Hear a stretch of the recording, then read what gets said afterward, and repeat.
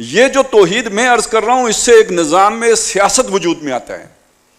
تو توحید پر بحث ہو رہی ہے اگر آپ توحید کو جانتے ہوں تو، اور اگر آپ توحید کے تصور سے واقف نہ ہوں کہ توحید اصل میں کیا ہے، وہ زندہ قوت کس طرح تھی، تو پھر آپ کو لگے گا کہ یہ توحید پر بات نہیں ہو رہی. یہ عین توحید ہے جو میں بیان کرنے چلا ہوں، یہ سیاسی توحید ہے. اور اگر اس پر ہمارا تصور کلیئر نہیں ہوگا تو ہم سیاسی شرک میں مبتلا ہوں گے. اور شرک ہر دور میں نئی صورت بنا کے آتا ہے.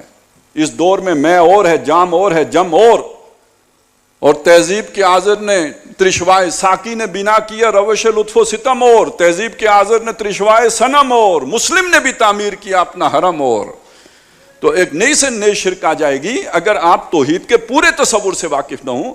اور مجھے خطرہ ہے، خدشہ ہے کہ میرا یہ گمان ظن ہے، برائی صحیح، کہ ہمارے مسلمانوں کی عظیم اکثریت سیاسی توحید سے واقف ہی نہیں ہے. تو آ جائیں میدان میں. آپ جس اللہ سے واقف ہیں وہ اپنے ذہن میں آپ نے خود بنایا ہے یا محمد الرسول اللہ والا اللہ کو آپ جانتے ہیں؟ میں نے جتنے لوگوں سے بات کی ہے تو مجھے ہر ایک بندے کا اپنا ہی اللہ معلوم ہوا ہے. وہ اس اللہ سے نہیں واقف جس کا تعارف قرآن نے کرایا ہے. اگر آپ اس اللہ سے واقف ہوں تو پھر آپ اس سیاسی نظام کے اندر سانس لینا بھی گناہ سمجھیں. آپ نہیں واقف اس اللہ سے جو قرآن مجید پیش کر رہا ہے. قرآن مجید نے اللہ کو بادشاہ کہا ہے یا نہیں کہا؟ تبارک الذی بیدہ الملک، بابرکت ہے وہ ذات کہ جس کے ہاتھ میں بادشاہت ہے. لہو ملک السماوات والارض، آسمانوں اور زمین کی بادشاہی اس کی ہے.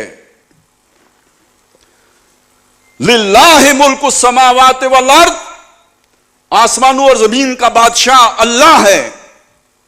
پتہ ہے کتنی دفعہ آیا ہے؟ 17 مرتبہ. مرتبہ قرآن مجید نے اللہ کا یہ تعارف کرایا ہے کہ اللہ بادشاہ ہے. سورہ حدید کی پہلی 6 آیتوں میں 2 دفعہ یہ بات آئی ہے. لہو ملک السماوات والارض یحیی و یمیت وہو علی کل شیء قدیر. کیسا بادشاہ ہے؟ زندہ بھی وہ کرتا ہے، مارتا بھی وہ ہے، ہر شے پر قادر ہے.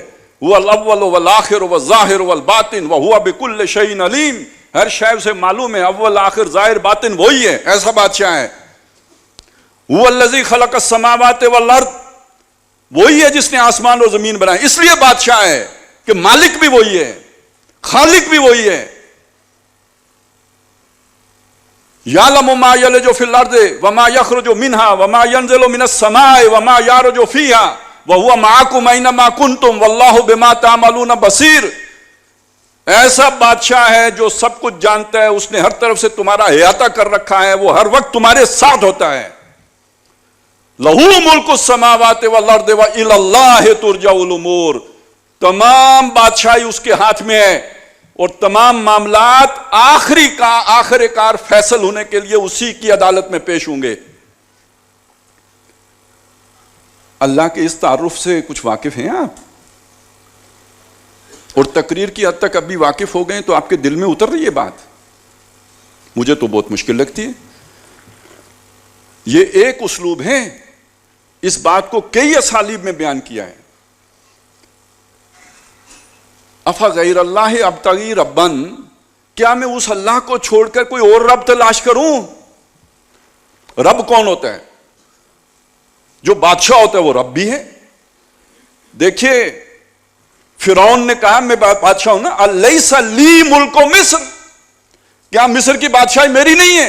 اور دوسری بات اس نے کیا کہی؟ انا ربکم الاعلی، میں تمہارا اعلیٰ رب ہوں. تو یہ رب اور بادشاہ ایک نہیں ہو گئے. آپ نے رب کس کو بنایا؟ جس کو سجدہ ٹیک دیا. وہ کسی غیر اللہ کو سجدہ ہو گیا، آپ نے کہا بس یہی شرک ہے. وہ یہ بھی شرک ہے. لیکن جب کسی کو فرعون کی جگہ پہ مان لیا یہ بھی شرک ہے. جب کسی کو مقنن مان لیا، قانون ساز مان لیا، یہ بھی شرک ہے. تو رب تو بادشاہ تک جاتے ہیں. اب آپ دیکھیے قرآن میں رب کتنی دفعہ آئے؟ آئی سمجھ؟ وہ الہ کون ہوتا ہے؟ وہ الہ بھی بادشاہ ہوتا ہے جس کی اطاعت کی جاتی ہے. افرائیت من اتخذ الہہ ہواہ، آپ نے اس شخص کو دیکھا جس نے اپنی خواہش نفس کو اپنا الہ بنایا ہوا ہے، یعنی اپنی خواہش کی اطاعت کرتا ہے. اچھا میں نے خواہش نفس کا الہ جو ہے اس کو الہ نہیں بنایا، لیکن میں نے کسی نمرود کو الہ بنا لیا، تو نمرود بادشاہ بھی ہے الہ بھی ہے. تو اس معنی میں بعض جگہوں پہ قرآن مجید نے علماء کو بھی الہ کہا ہے، آلہہ کہا ہے، ارباب کہا ہے یہودیوں کے. وہ جو اتخذوا احبارہم و رہبانہم اربابا من دون اللہ، جو حلال و حرام کے فیصلے کر رہے ہیں، جو قانون سازی کر رہے ہیں، یہ رب ہیں، یہ الہ ہیں. تو اللہ بادشاہ ہے، وہ رب ہے، وہ الہ ہے. اس کے مقابلے میں اگر کسی کو قانون ساز مان لیا تو اسے رب بھی مانا، اسے الہ بھی مانا، اسے بادشاہ بھی مانا. کتنوں کو اس شرک کا پتہ ہے؟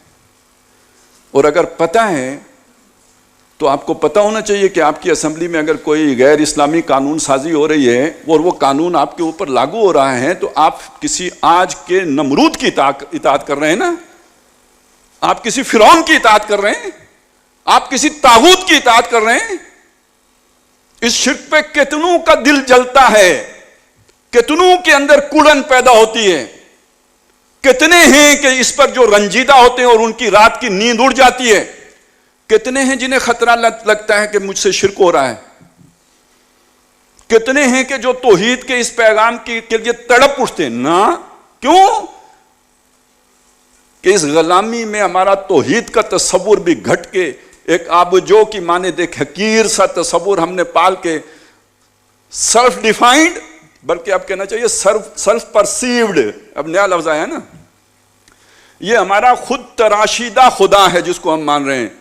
یہ محمد الرسول اللہ کا دیا ہوا خدا تو نہیں ہے. اگر اس خدا کو ماننا ہے، اس اللہ کو ماننا ہے تو وہ تو بادشاہ ہے، وہ الہ ہے، وہ رب ہے. اس معنی میں مانیے. ان کے ان الفاظ کو محدود معنی پہ نہ کرنا مانیے. یہ ڈسپشن ہے، یہ دھوکہ ہے، یہ فراڈ ہے، یہ دجل ہے، یہ فریب ہے.